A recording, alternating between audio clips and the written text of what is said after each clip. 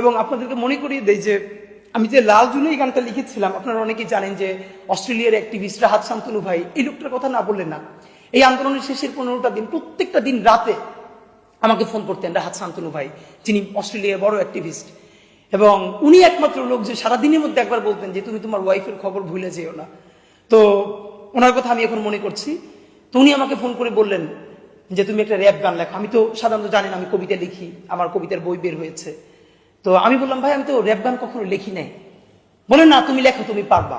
তো আমার প্রচন্ড তাড়া হচ্ছিল যে আমি চাচ্ছিলাম যে এই আমি যা রাস্তায় দেখছি, এই আন্দোলন তো এই স্মৃতি তো সব নষ্ট করে দেওয়া হবে, এই ন্যারেটিভকে মিথ্যা বলা হবে, সুতরাং আমি কিছু লিখে রাখি। আমি বারবার চেষ্টা করছি, আমি কিচ্ছু লিখতে পারছিলাম না, আমি স্টাক হয়েছিলাম। তখন হঠাৎ করে ভাই উনি যখন ফোন করে বললেন যে তোমাকে একটা র্যাপ লিখতে হবে, আমি 2বার বসলাম, আমি দেখি কিচ্ছু মাথা থেকে আসলাম না। ভাইকে আবার ফোন দিয়ে বললাম ভাই আমি তো কখনো র্যাপ লিখি না, আমি পারি না। তখন উনি আমাকে দারুণ ট্যাক্টফুলি হ্যান্ডেল করলেন।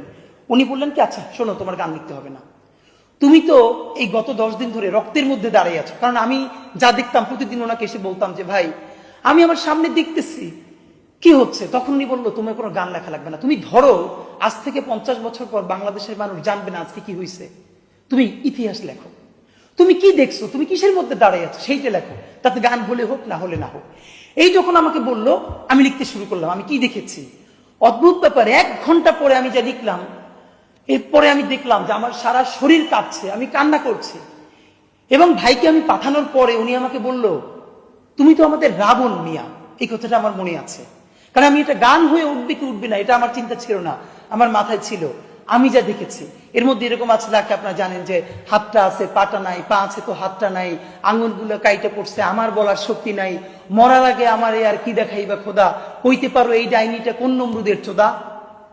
এটা কিন্তু আমার গানের লাইনের মধ্যে আছে। আপনাদের মাধ্যমে জানাই ইউটিউবে লাল জুলাই গানটা সার্চ দিলেই এটা পাওয়া যাবে। জুলাই নিয়ে এখন পর্যন্ত এরকম গান দ্বিতীয়টা হয় নাই, প্রত্যেকটা মানুষ অসুস্থ হয়ে যাবে। আর এই গানের একটা লাইন আমি বাহির থেকে চিন্তা করি নাই। ঠিক আমি যে রক্তের মধ্যে দাঁড়াইছিলাম, আমি যা দেখেছি যে এপিসিতে মুখটা পিষে দিচ্ছে, মুখ থেতরে দিচ্ছে, মুখ থেকে দেখা চিনা যাচ্ছে না, হাতটা কাইটে পড়তেছে, হাত আছে পা নাই, পা আছে হাতটা নাই, আপনি নিতে পারবেন না। আমি আপনাকে বলি ভাই এই আন্দোলনের পরে 3-4 মাস রাতে আমি চিৎকার করে উঠছি ঘুমের মধ্যে। আমার মনে হয়েছে যে এইগুলো আমার সামনে এখন ভাসতেছে।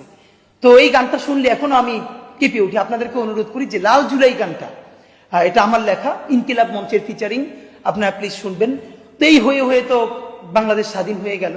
তো এই কথা যদি আমরা বলতে শুরু করি আমি জানি না কত দিন কত ঘন্টা পর বলতে পারবো। তো এইগুলো ডকুমেন্টেড হওয়া উচিত। আর রামপুরের শুধু একটা সব থেকে ছোট ঘটনা এইমাত্র মনে পড়লো, আমাদেরকে অফ দ্য রোডে যখন টিয়ার সেল মারলো, হঠাৎ করে আমাদের চোখ মুখ বন্ধ হয়ে যাচ্ছে। তখন 8 থেকে 10 তলা একটা ফ্ল্যাট, আসলে মানুষ কিভাবে আন্দোলনের জন্য দিছে দেখেন। তো আপনারা জানেন যে টিয়ার সেলে যখন ধোয়া হয় তখন আগুন ধরে, সামনে কিছু রাখলে টিয়ার সেলের ঝাঁজটা কেটে যায়। হঠাৎ করে দেখলাম এক বোন বা মা হবে 6 না 7 তলা থেকে হঠাৎ করে অনেকগুলো বই ফেলতেছেন আমাদের সামনে। তো খুলে দেখি এগুলো ওনার বাচ্চার নতুন বই। মানে উনি কোনো পুরনো বই এনে পাঠাবেন আমাদের জন্য সেটাও না, হঠাৎ করে টেবিলের সামনে যে বইগুলো পেয়েছে সেইগুলো ছুরি ফেলতেছে, আমরা দ্রুত যেন আগুন ধরে আমাদের সামনে ধরতে পারি। এরকম হাজার হাজার গল্প আমি আমাদের ভাইয়েরা যারা একসাথে রামপুরে আন্দোলন করেছি তারা সেই সময়ের সাক্ষী। তা আমার মনে হয় রাষ্ট্রের উদ্যোগে, প্রত্যেকটা কর্পোরেট হাউসের পত্রিকার উদ্যোগে এই গল্পগুলোকে সংকলিত করা উচিত। আপনারা জানেন ইনকিলাব মঞ্চ থেকে আমরা একটা উদ্যোগ নিয়েছি। প্রথমত এই যে হাজার হাজার গ্রাফিতি, যে গ্রাফিতিগুলো মুছে দেওয়া হয়েছে, আমরা উদ্যোগ নিয়ে আবার সেই গ্রাফিতিগুলো অনেক জায়গায় এঁকেছি। দেখেন একটা গ্রাফিতি আঁকতে লাগে 1 দিন, মুছতে লাগে 10 মিনিট, আবারও মুছে দেওয়া হচ্ছে। তা আমরা ইনকিলাব মঞ্চ উদ্যোগ নিয়ে জুলাইয়ের গ্রাফিতিও গাইল সমগ্র এই নামে বড় একটা সংকলন করেছি। এখানে সারা বাংলাদেশের যত গ্রাফিতি আছে সেই গ্রাফিতির একটা করে ছবি আমরা প্রায় 5 শতাধিক গ্রাফিতি সংকলন করেছি এবং এটা 21শে বইমেলা আমাদের ইনকিলাব মঞ্চের স্টলে আমরা উদ্বোধন করেছি। আপনারা চাইলে, এটা আমরা এই জন্য বলি যে ইতিহাসকে সংরক্ষণ করার জন্য এটা আমাদের রাখা জরুরি। আর একটা আপনাদেরকে জানাই যে জাতিসংঘ 114 পৃষ্ঠার যে প্রতিবেদন দিয়েছে এই জুলাই গণহত্যা নিয়ে আওয়ামী লীগের বিরুদ্ধে, এটাও ইনকিলাব মঞ্চ থেকে আমরা ইতিমধ্যে অনুবাদ করেছি এবং সেটা আমরা ইনশাল্লাহ বাংলাদেশের মানুষের জন্য আনবো।